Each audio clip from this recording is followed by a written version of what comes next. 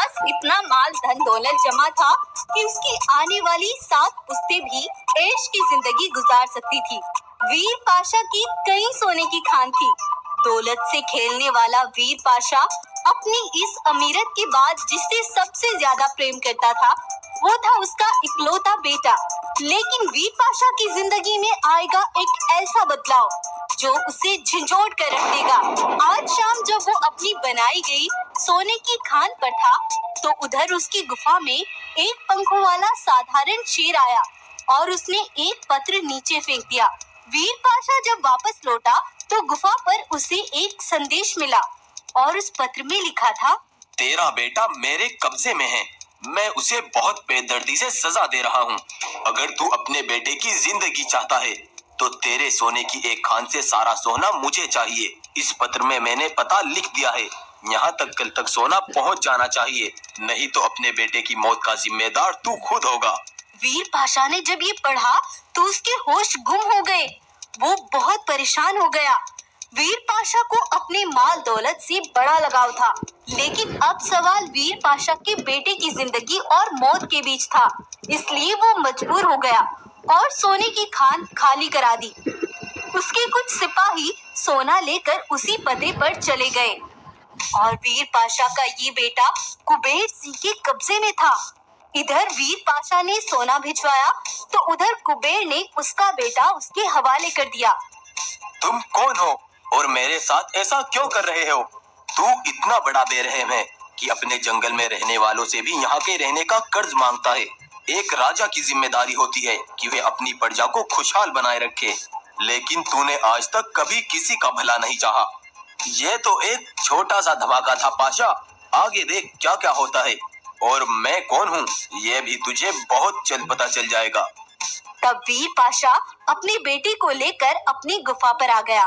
पाशा ने अपने बेटे को ताजा मांस खिलवाया, लेकिन मांस के उन टुकड़ों को खाते ही वो जमीन पर गिर पड़ा और उसके पूरे शरीर से खून निकलने लगा, क्योंकि कुबेर सिंह ने उसे एक ऐसी चीज खिलाई थी जिससे पाशा का बेटा एक बड़ी बीमारी का शिकार हो गया था। और उधर कुबेर सिंह ने जंगल के सारे जानवरों को इकट्ठा किया और वो सारा सोना उन सब में बांट दिया। सभी जानवर इतना सारा सोना पाकर बहुत खुश हुए। मैं कोई भगवान तो नहीं जो तुम्हारी हर कमी को पूरा कर सकूं, लेकिन मुझसे जितना होगा मैं तुम्हारे लिए करूंगा।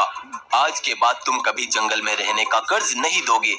यह सुनकर जानवरों के चेहरे खुशी से खिल उठते हैं और कुबेर वहाँ से चला जाता है। उधर वीर पाशा अपने बेटे को लेकर भागता हुआ अस्पताल पहुँचता है। वहाँ के वैद्य उसे अच्छी तरह से देखते हैं और बोलते हैं, महाराज, आपके बेटे की हालत बहुत नाजुक है। हमें जल्द से जल्द इसका ऑपरेशन करना होगा। तो खड़े मेरा मुंह क्या देख रहे हो? जो करना है जल्दी से करो। लेकिन महाराज, यहाँ तो ऑपरेशन की कोई व्यवस्था नहीं है। आपसे पहले भी 3 मरीज ऐसे ही वापस लौट गए हैं। अगर आप ऑपरेशन का इंतजाम कर लेते हैं तो हम ऑपरेशन कर लेंगे महाराज। तभी वहाँ कुबेर सिंह भी आ पहुँचता है। किसी को कुछ करने की कोई जरूरत नहीं है, कोई इसका इलाज नहीं करेगा। ये तुम क्या कह रहे हो? मेरे बेटे की तबीयत बहुत नाजुक है, इसका इलाज नहीं हुआ तो ये मर जाएगा। यहाँ पर आकर किसी का इलाज नहीं होता, जो भी आता है सब मर कर ही जाते हैं। एक तेरा बेटा मर जाएगा तो क्या बड़ी बात है? तूने ये अस्पताल सिर्फ देखने दिखाने के लिए ही तो बनवा रखे हैं। यहाँ ना कोई दवा और ना ही कोई इलाज। अस्पताल में खर्च होने वाला धन तो तूने अपने कब्जे में कर रखा है, लेकिन तेरे बेटे का इलाज तब तक नहीं होगा जब तक तू जंगल के हर अस्पताल में हर चीज की व्यवस्था नहीं कर देता। यह कहकर कुबेर सिंह एक बार फिर से पाशा के बेटे को उठाकर ले जाता है। वीर पाशा तुरंत अपनी गुफा पर पहुंचता है। सुनो सिपाहियों, मेरी गुफा से जितना भी पैसा चाहिए निकाल लो और तुम सब एक एक करके जंगल के हर अस्पताल तक पहुंचो और 4 घंटे के अंदर अंदर अस्पतालों में हर जरूरी चीज की सुविधा हो जानी चाहिए। तब पाशा के सिपाही पाशा की गुफा से पैसों की गत्तियां लेकर निकल गए और बेकार खस्ता हालत में पड़े अस्पतालों तक पहुँचे और उन्हें बहुत बढ़िया तरीके से व्यवस्थित कर दिया। अस्पताल एकदम नए और सुव्यवस्थित लग रहे थे। उनके अंदर बढ़िया वैद्य को बुलवाया गया। तब वीर पाशा तेजी से कुबेर के ठिकाने पर पहुंचा। पाशा ने देखा उसका बेटा बिल्कुल सही सलामत खड़ा था। मेरे बेटे के शरीर से तो बहुत खून निकल रहा था, लेकिन ये सही कैसे हो गया? तुम्हारे बेटे को मैंने एक ऐसी चीज खिलाई थी जिसकी वजह से तुम्हारे बेटे के शरीर से खून निकल रहा था। इसे कोई ऐसी बीमारी नहीं है जो इसका ऑपरेशन करना पड़े। तो फिर तुमने ये सब क्यों किया? ये सब मैंने इसीलिए किया ताकि तुम्हें भी पता चल सके कि एक जान जाने से कितना दुख होता है, और अस्पतालों में तुम्हारी व्यवस्था न करवाने की वजह से कितने मासूमों की जान चली जाती है। हंसते खेलते परिवार बर्बाद हो जाते हैं।